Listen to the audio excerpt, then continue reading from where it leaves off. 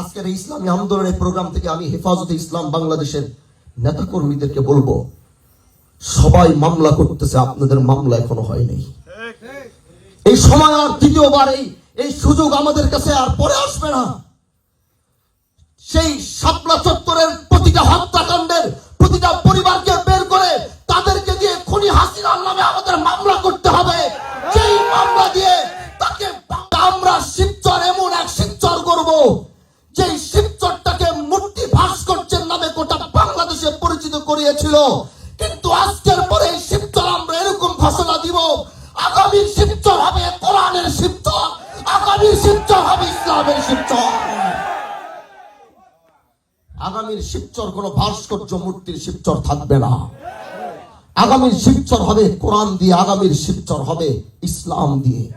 এজন্য আপনারা আমার ঐক্য পিলখানার আমার সেনাবাহিনী এক একটা সেনাবাহিনীর ফোর্স তৈরি করতে, এক একটা সেনাবাহিনীকে একটা কমান্ডার তৈরি করতে কত পরিশ্রম দিতে হয়, কত টাকা খরচ করতে হয়, তার পিছনে দেশি বিদেশি কত ধরনের কত কিছু ব্যবহার করতে হয়।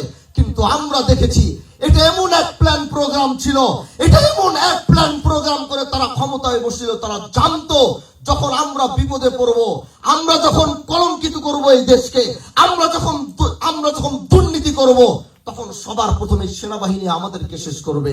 এজন্য ক্ষমতায় আসার পরের বছরই গোটা বাংলাদেশের সব অফিসারদেরকে হত্যা করা হয়েছে। আপনি বলেন হেফাজতে ইসলামের ওই রাত আমরা এখনো ভুলি নাই। আপনারা অনেকে বলেন 24-এর রক্ত শুকায় নাই, আর আপনার 24 রাখেন, এই 24 তো থাকবে, এই 24-এর রক্ত তো শুকায় নাই, ঠিক আছে। কিন্তু আপনাদের এই 24-এর পরে হত্যাকাণ্ড, অনেক বাবা মারা এসে মাইকে দাঁড়ায় বলতে পারছে আমার ছেলে হত্যা হয়েছে, আমার ছেলেকে মারছে। কিন্তু সেই শাপলা চত্বরের বাবা মারা তাদের সন্তানদের বিচার পর্যন্ত চাইতে সাহস পায় নাই। কোনটাকে ভালো চান আপনি? কি বলেন আপনারা, কোনটা ভালো ছিল? আজকে নিউজ আজকে দেখলাম তারা বর্গে গিয়ে স্তূপ দেওয়া লাশ সন্ধান করতেছে। আমার 13 সেই শাপলা চত্বরের সেই লাশগুলো পর্যন্ত সেই বাবা মাদেরকে হস্তান্তর করা হয় নাই, এবং কোন বাবা দাঁড়ায় বলতে পারে নাই যে আমার সন্তান নিখোঁজ আছে। একটা কথা বলে শেষ করব, একটা নেতাও বাড়িতে নেই। কেন নেতারা বাড়িতে কেন থাকবে না? তোমরা সারা জীবন মানুষের সেবা করছো, তোমরা রোডঘাট বানাইছো, তোমরা এই গম চাউল সরকার থেকে আইনা গরিব দুঃখীদের কাছে বিতরণ করছো। তোমাদের তো সবার আগে বাড়িতে থাকা দরকার, মানুষ তো তোমাদেরকে সালাম করবে। আজকে একটা নেতাও বাড়িতে নেই, খোঁজ লাগাই কই নাই। তো গেলা কোথায় তোমরা পালাইছো। আমার এই শিবচরের যিনি 35 বছর এমপিগিরি করছেন, তিনি পর্যন্ত শিবচরে থাকতে সাহস পায় নাই। কেন আপনি পালাবেন? আমি তাকে জিজ্ঞাসা করতে চাই, এমপি মহোদয়কে আমি জিজ্ঞাসা করি, আপনি কেন পালালেন 35 বছর?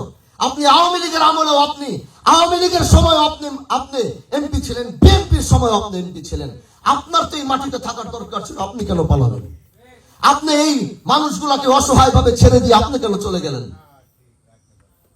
কারণ একটা, আপনি শিবচরকে উন্নতি করেছেন, রাস্তাঘাট করেছেন, ভাস্কর্যের নামে মূর্তি স্থাপন করেছেন, কিন্তু আপনি একটা জিনিস করতে পারেন নাই, ইন্নাল্লাহা ইয়া'মুরু বিল আদলি ওয়াল ইহসান।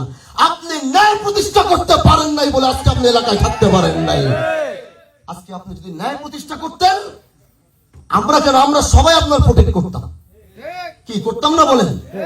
যদি ন্যায় প্রতিষ্ঠা হইতো এই দেশে, আমরা বলতাম আপনি থাকেন, পালায়েন না, সংসদ ভেঙে গেছে, আপনি নিরাপদ আছেন, আপনি আমাদের হাতে ক্ষতি হবেন না, আমরা বলতে পারতাম।